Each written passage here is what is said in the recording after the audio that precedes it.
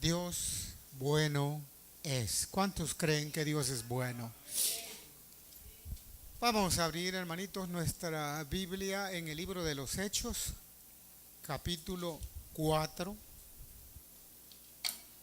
Libro de los Hechos, capítulo 4. Vamos a ir del versículo 1 hasta el versículo 4. Cuando lo tengamos, me da un amén. Nos vamos poniendo de pie para mayor reverencia a la palabra del Señor.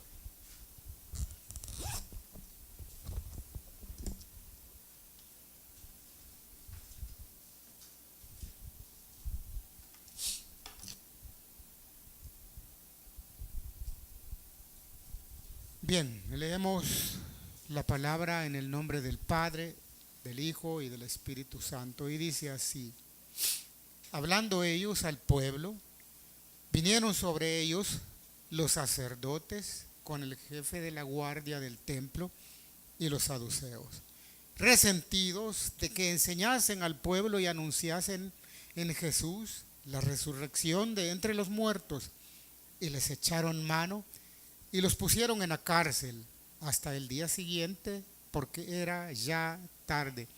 Pero muchos de los que habían oído la palabra creyeron, y el número de los varones era como de 5,000 personas. Vamos a orar.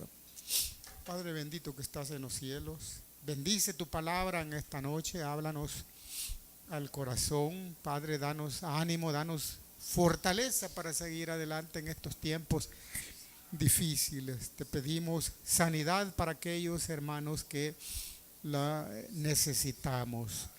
Pedimos al Espíritu Santo que tome posesión completa de esta iglesia, de cada uno de los hermanos aquí reunidos, y que tome posesión completa de este predicador. Que seas tú, Espíritu Santo, el que traiga la palabra. En el nombre de Jesús, amén y amén. Pueden sentarse, mis hermanos. Como siempre les recordamos, este es un estudio bíblico un poquito diferente a lo que es una predicación. Aquí vamos un poquito más adentro, un poquito más teológico. Así es que estamos estudiando el libro de los Hechos, una pequeña recapitulación. El libro de los Hechos es aquel que nos describe la formación, la conformación, la edificación de la iglesia de nuestro Señor Jesucristo. Siempre les hemos enseñado que la iglesia del Señor la componen todos aquellos que han creído en Él, ¿verdad? Cuando hablamos de la iglesia del Señor estamos hablando acerca de los creyentes, no de un local ni de un nombre específico. Así es que si usted ha recibido a Jesucristo en su corazón, usted es miembro de la iglesia del Señor. Y esa es lo que nos describe cómo la iglesia se va conformando, aquella iglesia que comenzó con 12 personas escogidas, los 12 al principio discípulos y posteriormente 12 apóstoles, los cuales reunieron 120 personas, nos cuenta el libro de los Hechos. Vino el Espíritu Santo en el día de Pentecostés y allí comienza oficialmente la edificación de la iglesia de nuestro Señor Jesucristo. Y ahí pues que fueron ya embestidos de poder, dice, porque recibiréis poder, dándole todas las herramientas que ellos necesitarían para la edificación de la iglesia. Y esto se lo quiero recordar, no para uso personal. Eso nunca ha existido, no existe. Todas las herramientas, dones y poder que el Señor da es para el uso del avance de la iglesia de nuestro Señor Jesucristo. Así es que pues ellos fueron dotados de poder, de dones, el cual ellos inmediatamente pues comienza el trabajo. Sería un trabajo no fácil. Y como dijo un predicador, nadie dijo que esto sería un jardín de rosas. El Señor Jesús advirtió y les dijo, pues en el mundo tendréis aflicciones, pero no tengas miedo, yo he vencido al mundo. Hablándoles tendréis aflicciones, hablándoles en el sentido de las persecuciones y toda clase de problemas que ellos tendrían en el futuro. Ya ellos entendidos de todo lo que pasarían, comienza, hermanitos, su ministerio, la implementación propiamente dicha de la iglesia. Entra Pedro con su primera predicación. El subtítulo dice primer discurso, pero es su primera predicación, hablando con todo el poder, enfrentándose a aquellos, hermano, porque ya un poco más adelante vamos a ver a quiénes se estaba enfrentando. Se estaba enfrentando a todo el sistema religioso que había. Y en su primer discurso, pues bueno, vimos a este que ha hablado estas cosas, el sistema religioso que lo tenía siempre en observación. Pero dice la palabra que después de esa primera predicación, el Espíritu Santo fue tan poderoso que, hermanos, se convirtieron 3,000 personas. ¿Usted sabe lo que es la conversión de 3,000 personas? Es algo difícil de lograr. Y hablamos de convencidos por el poder del Espíritu Santo, no por el poder del predicador, sino es el Espíritu Santo que habló al corazón de estas 3,000 personas, como también así habló a nuestro corazón. ¿Cuándo le conocimos? ¿Cuándo nos acercamos al Señor? Quien nos convenció, hermanos, de convertirnos a Jesucristo fue el Espíritu Santo. Aquel hermano que cuando al principio nos hablaban, nos evangelizaban, hermanitos, ¿cuántos rechazamos por primera vez cuando nos hablaron por primera vez? Aquí vimos muchos que rechazamos el primer llamado que se nos hizo. Pero yo siempre les he dicho a algunos hermanos, hermano, usted no sabe qué privilegio es que el Señor yo lo haya visto, que le haya echado el ojo y que lo haya llamado. Es un tremendo privilegio. Aunque el Señor quiere que todos lleguen al arrepentimiento, pero aquel que el Señor ha insistido de muchas maneras es un gran privilegio. Pues un minutito nada más. A mí el Señor me llamó varias veces, pero la primera vez por aquí es más derecho y me le zafé. Eso fue allá en los Estados Unidos. Todavía el pastor, creo, no recuerdo el nombre, Benjamín, un pastor chileno, una vez me invitó a que platicáramos, me hizo un llamado para que entrara en el Evangelio y a lo mejor para colaborar con él. Hermano, fuera un tremendo pastor en los Estados Unidos y era aceptado, pero el Señor me ha llamado para estar acá. No para que ande donde yo quiera, sino donde Él quiera y que se haga su voluntad ahora y para siempre. Pero si Dios nos había hecho un llamado, y no una, hermanos, varias veces, pero siempre huyimos al llamado. Pues ya un poco mayor entramos al Evangelio, pero llegamos.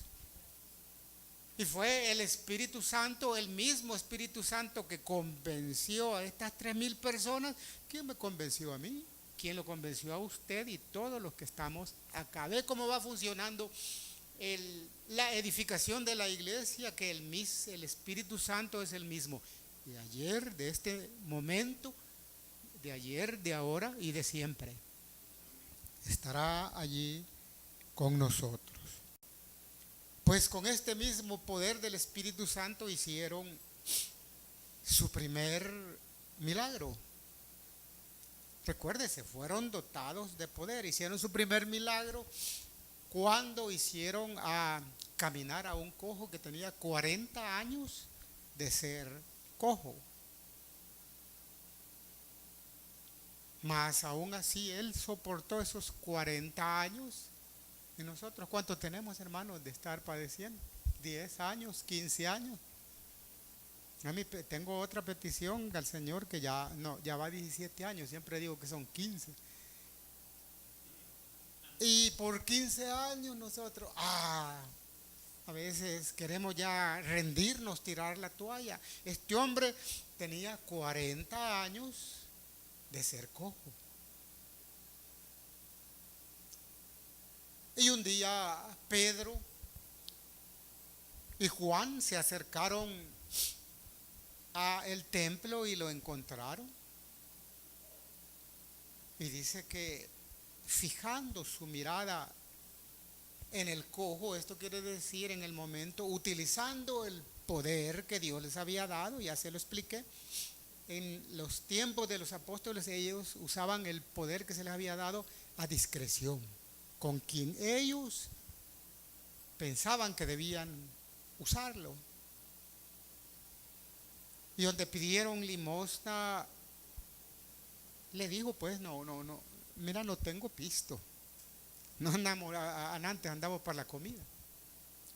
No tengo oro ni plata, no tengo dinero, pero lo que tengo que doy, lo que tengo te doy. ¿Y qué es eso? Tengo del poder del Espíritu Santo, tengo del poder que Dios nos ha dado. Y por tanto te digo, levántate, toma tu lecho y camina. Camina. Y fue la primera vez que los apóstoles, aquellos que implementarían la iglesia, mostraron su poder. Y todo el mundo quedó maravillado, pues. Y todos sabían que era un hombre que había estado postrado 40 años. Y este milagro, hermanos, fue el que terminó de convencer a estas 3,000 personas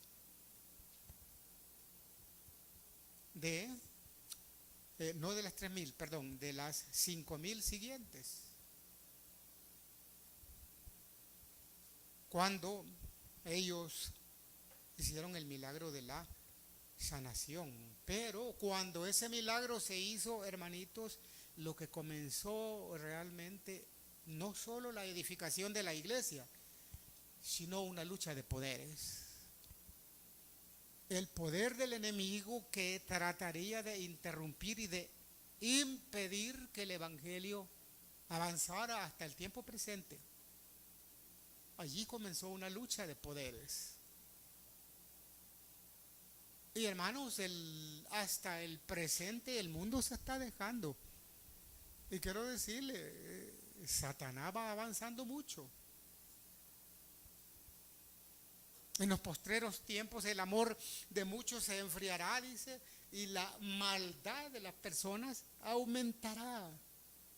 Hay una película que se llama El abogado del diablo, donde tiene una discusión con otro sujeto y le dice, nadie puede negarle, dice el diablo, que el siglo XX fue mío con todo, ¿sí o no? Le dice.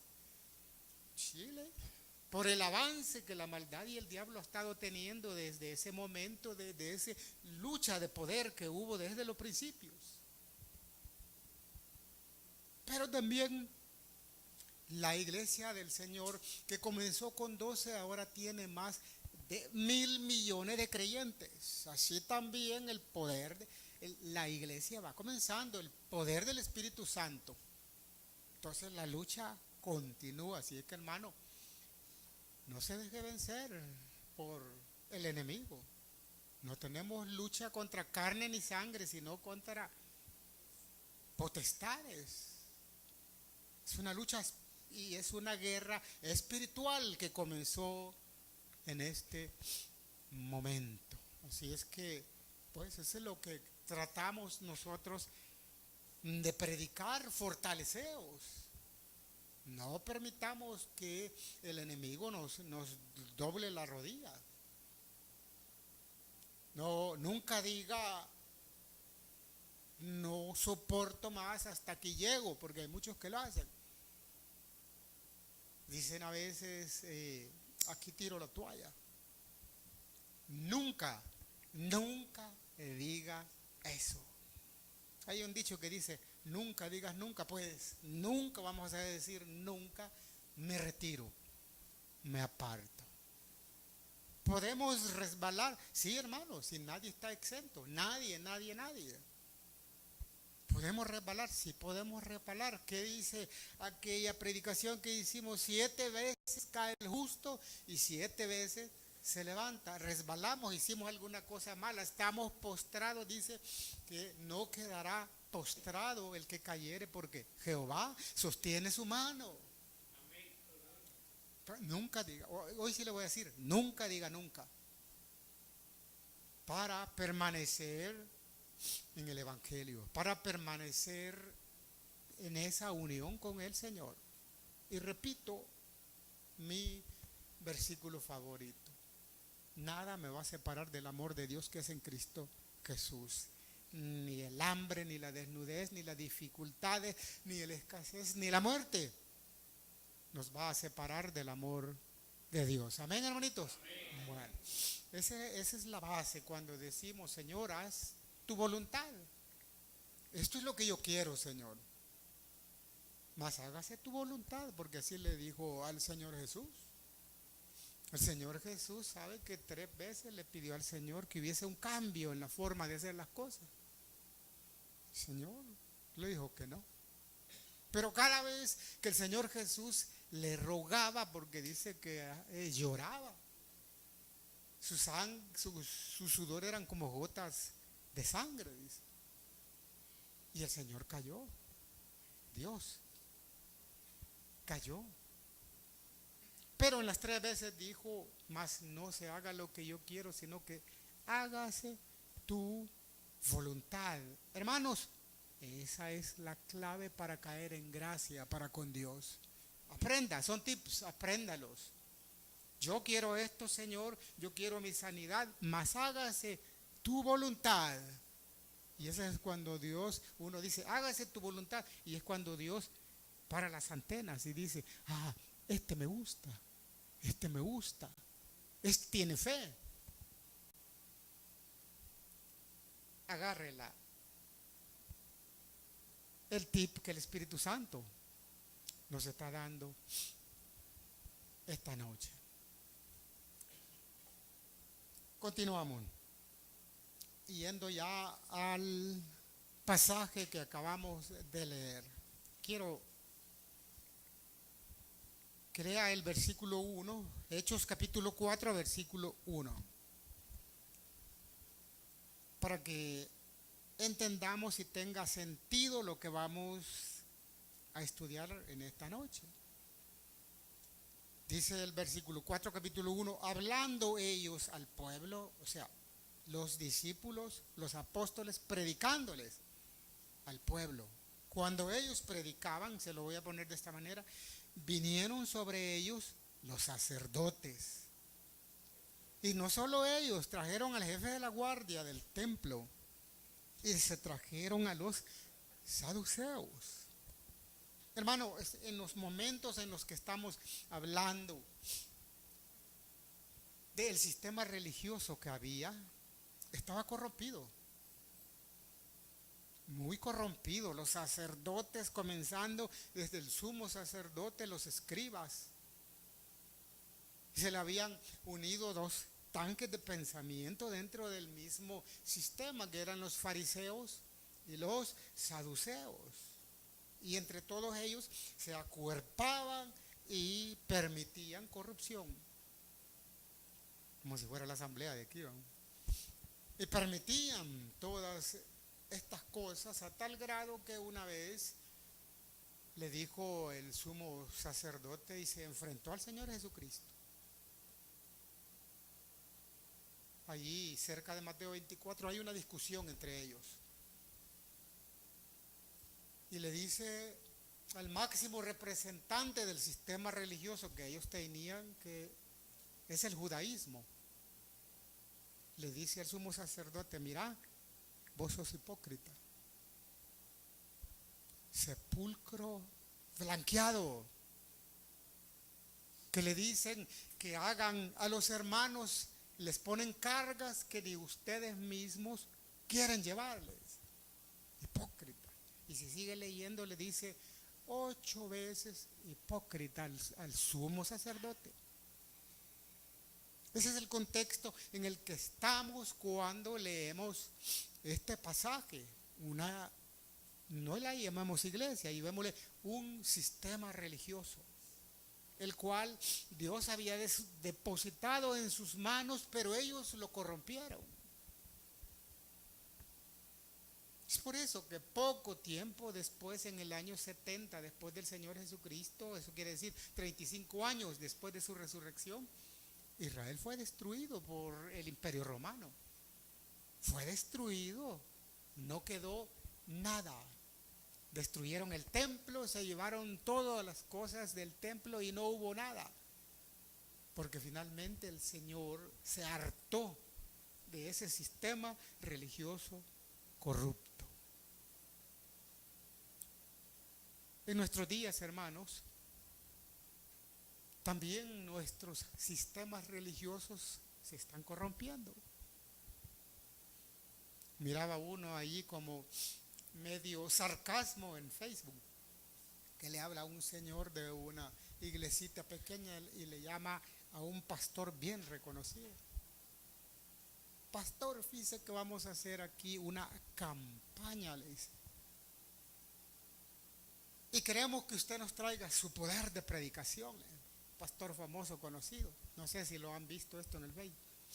Y le dice, oh sí, dígame, ¿cuántos miembros tiene su iglesia? Tendrá por lo menos unos 7,000. No, hermanito, ahí no lo vemos ni 200, le dice. ¿Y cuánto nos podría costar? Bueno, le dice, eso costaría $25,000 y un hotel 5 estrellas, le dice. Y una limusina, y me ponen esto y esto.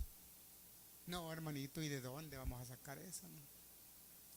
¿Acaso no se llama eso corrupción en nuestras denominaciones? Predicando, pidiendo y exigiendo dinero. ¿Qué dice la palabra? De gracia recibiste, por lo tanto lo que recibiste de gracia, dalo de gracia. Porque aquel predicador que llega a los seminarios de teología pensando que va a hacer dinero, entró por la puerta equivocada. Cuando comenzamos a estudiar allá en el seminario de el Tabernáculo Central, el primer día nos dijeron, mire, si verdaderamente usted ha sido llamado, va a entender muchas cosas y no venga a buscar dinero acá porque no hay. No venga a buscar un puesto en esta iglesia porque ya están ocupados. Y ahí sí le dijeron, ya no caben más. Y si un día usted ha venido acá, nos dijeron, porque cree que va a ser el pastor Beltrán. Peor. Y si usted acá, así mi hermano, exactamente las palabras que yo le estoy diciendo, eso nos dijeron. Y si usted acá se cree mucho porque es o doctor o que es ingeniero, sábele. Aquí usted no es nada ni nos interesa lo que usted sea, porque lo que venimos a estudiar es la teología, que es la palabra de Dios, y de eso usted no sabe ni papas.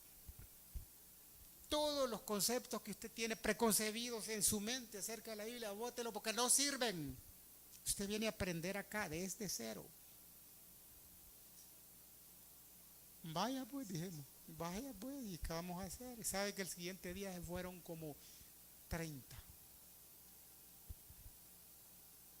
Y en los meses subsiguientes, como no miraban claro, se fueron la mitad. Entramos a estudiar 750 el mismo año, el mismo día, y solo terminamos 75 personas. ¿Qué pasó? ¿Qué sucedió? Pues buscaban en el evangelio algo que no es, estaban errados, equivocados. Y más cuando dice de gratis estás recibiendo y de gratis vas a predicar, así mejor ya no. Me dijo alguien una vez, Ya me gradué. Ajá, ¿y cuánto te van a pagar por eso? Nada, no, me no fregué, me decía, entonces ¿para qué? Me dijo. Pero por falta de entendimiento, porque estamos trabajando para aquel, hermanos, que nos dio lo más grande en la vida, que es la vida eterna. Eso es lo máximo que nosotros podríamos obtener. Había pues, estamos en Hechos 4:1, había pues un problema en la predicación de Pedro, porque dice que cuando ellos estaban predicando, vinieron sobre ellos los sacerdotes. Se lo expliqué para que entienda cuál era la situación del sistema religioso, que estaba corrompido. ¿Y qué fueron a decirles los sacerdotes? Y todavía llevaron al jefe de la guardia, porque eso siempre se escondían cuando fueron a capturar al Señor Jesús. Les decía, ¿por qué venís con palos y garrotes vos? Ya sabés dónde estoy siempre, ¿por qué no me arrestás así? Pues ahí el jefe de la guardia con palos y garrotes también. ¿Y cuál era el delito, hermano? Haber sanado un cojo. ¿Y qué tiene de malo haber sanado un cojo? Porque eso ponía en peligro su sistema. Y porque mucha gente estaban perdiendo, muchas personas que se pasaban al cristianismo. ¿Cuántos dice que fueron en la primera predicación de Pedro? 3,000. ¿Cuántos dice que fueron en la segunda predicación de Pedro? 5,000, hermanos, ya van 8,000. Y si los dejamos que estos continúen, nos van a dejar vacías las ofrendas. Y fueron a reclamarle a los apóstoles. Y todavía dice, llevaron al jefe de la guardia del templo y también fueron a llamar a los saduceos. Yo les decía que estaban dos, lo que le dicen tanques de pensamiento en este momento, que eran parte del sistema religioso, los saduceos y los fariseos.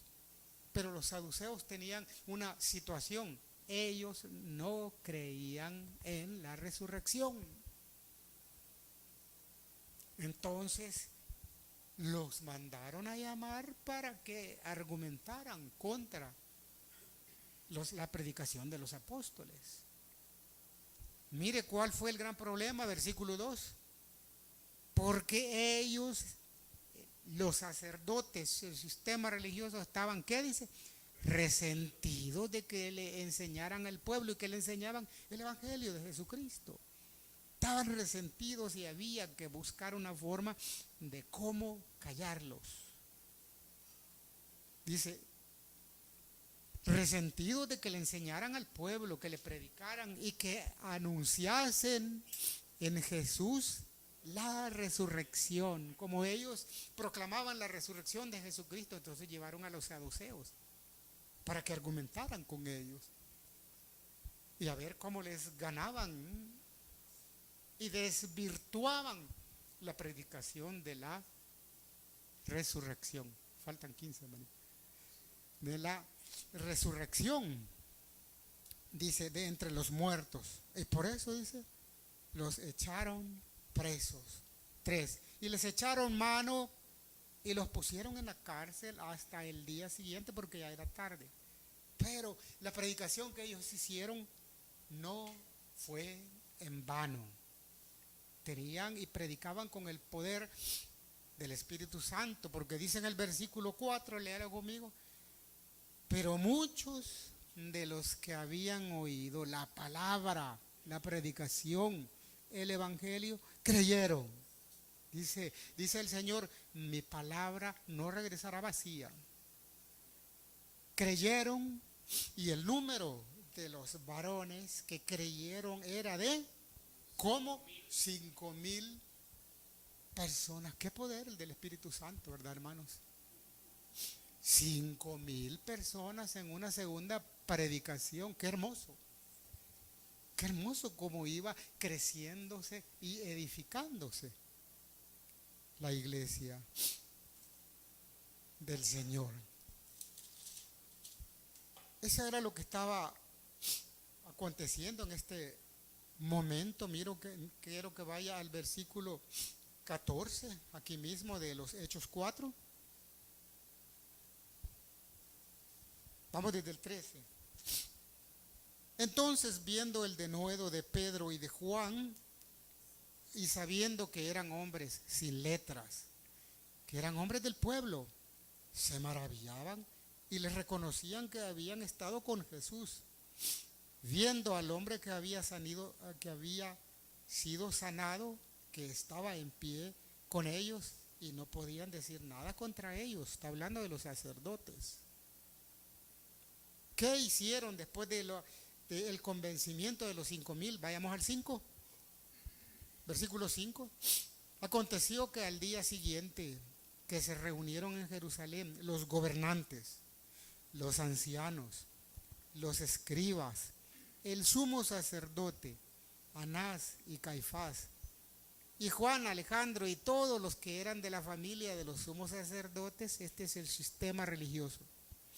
Y poniéndose en medio les preguntaron a los apóstoles: ¿y ustedes con qué autoridad o en qué nombre han hecho ustedes esto? Mire, bravos porque sanaron un paralítico. Dice el 8. Entonces Pedro, ¿lleno de qué? Lleno del Espíritu Santo. Ese es el poder en el cual ellos iban a ejecutar todo el trabajo de emprender la iglesia. Entonces Pedro, lleno del Espíritu Santo, les dijo: miren, oigan, gobernantes del pueblo y ancianos de Israel, puesto que hoy se nos interroga acerca, oiga, del beneficio hecho a un hombre enfermo, de qué manera éste haya sido sanado, como quien dice, eso no importa, pero que sea notorio a todos ustedes y a todo el pueblo de Israel que en el nombre de Jesucristo de Nazaret, a quien ustedes crucificaron y quien Dios resucitó de los muertos, le vuelve a recalcar, aunque estuvieran los saduceos, no me importa, a quien Dios resucitó de los muertos, por él este hombre está en su presencia sano por el poder del Espíritu Santo. Y sabes, le dice, este Jesús es la piedra reprobada por ustedes, los edificadores, la cual vino a ser cabeza de ángulo. Pero ¿sabes qué? Le dice, que te quede bien claro, le dice en el 12, y en ningún otro hay salvación, porque no hay otro nombre bajo el cielo dado a los hombres en que podamos ser salvos. Solo Cristo salva, hermanitos. No hay absolutamente nada más que pueda salvarnos, ni intermediarios. Y lo siento mucho por aquellos que alguna vez pertenecieron a esta iglesia. María nos salva. Sé que no sé a quién no le vaya a gustar. María no es intercesora, porque nosotros tenemos, dice, se abrió y rasgó el velo del templo y nos dio acceso directo a la presencia de Dios.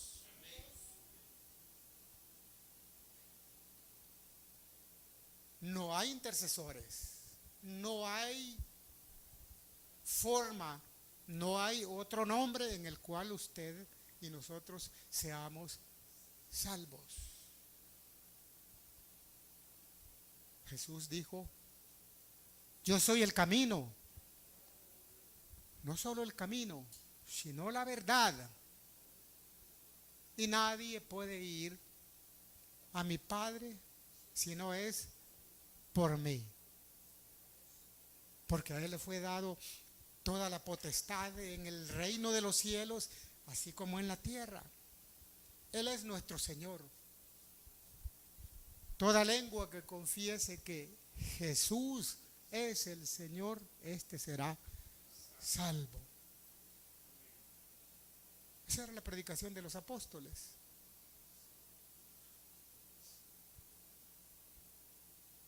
Era el perdón de pecados. concluyo con esto, tenemos un par de minutitos. Hermanos, yo soy un predicador que me llamaría predicador de la salvación. Sé que a veces ya aburro, hermanos, pero es lo más importante que hay en la vida. ¿De qué sirve que el hombre gane todas las riquezas del mundo y pierde su alma? ¿Qué dará en rescate por su alma? Hermano, tal vez lo oiga feo el final.